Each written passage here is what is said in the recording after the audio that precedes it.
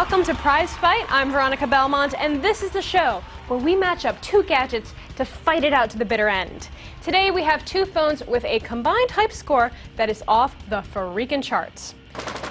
The Apple iPhone versus a Nokia N95. Because hey, if you've got over $500 to spend on a brand new cell phone, you better pick the one that's right for you. Let's kick off this battle by choosing which phone is the prom queen of the two. Sexiness is up first.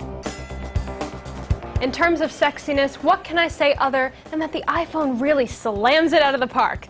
Oh, boxing references? Okay. I mean, the iPhone TKOs the N95 in this round. The Nokia is a solid-looking phone, but I mean, seriously, any phone looks like last decade's model next to the iPhone. It's thinner, it feels lighter too, and fits more comfortably in the hand. For this first round, I'm giving the iPhone a 5 and the Nokia N95 a 3. Up next is round 2, interface and navigation. These phones take very different approaches to interface and navigation. The N95 uses the familiar Symbian interface. You slide out the keypad for dialing and texting and navigate the menus with the toggle here.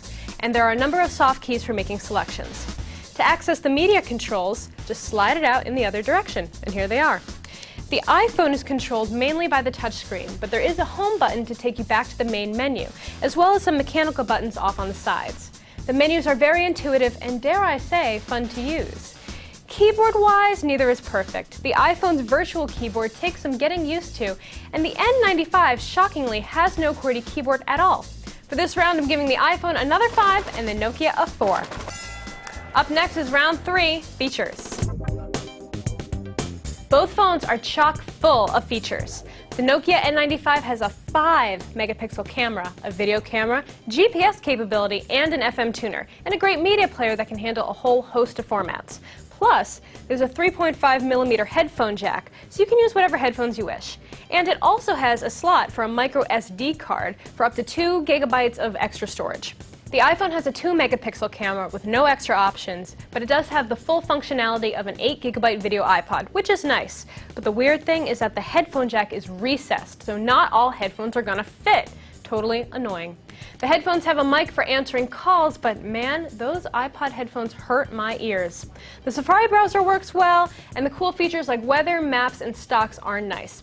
However, the edge in this round goes to the N95. I'm giving it a 5 and the iPhone a 4. Up next, how connected are you with these phones? A little background for this round. You see, the Nokia N95 wasn't even coming to the States, but there was such a demand for it that they finally relented and began offering the phone here. However, the phone can't work with a 3G network here because it can't use our frequency bands. Too bad for us. Luckily, for the N95 anyway, the iPhone doesn't have 3G either, although it doesn't have such a good excuse. Both have Wi-Fi and Bluetooth 2.0, but you can't use stereo Bluetooth headsets with the iPhone. GPS makes or breaks this round, and only one phone has it. The Nokia N95 gets a 4 and the iPhone gets a 3.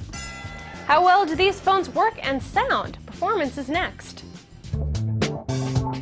Audio quality in terms of voice was very good on both phones. They were both tested on the AT&T network here in San Francisco and sounded great even on speakerphone. Now, the N95 took a little bit longer to start the camera and the browser than the iPhone did, and I preferred the video playback on the iPhone. It was sharp and beautiful.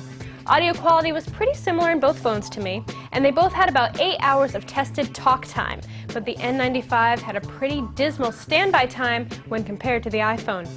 For this final round, the iPhone gets a 5 and the Nokia N95 gets a 4. And the final score is 22 for the iPhone and 20 for the Nokia N95. I guess $125 more doesn't necessarily make you a better phone, N95. Now, you may call me an Apple fangirl, but when I stack up the features that matter to me, the iPhone comes out on top. Thanks for watching. If you want to email us, you can do so at prizefight@cnet.com. I'm Veronica Belmont. So long, and thanks for all the fish.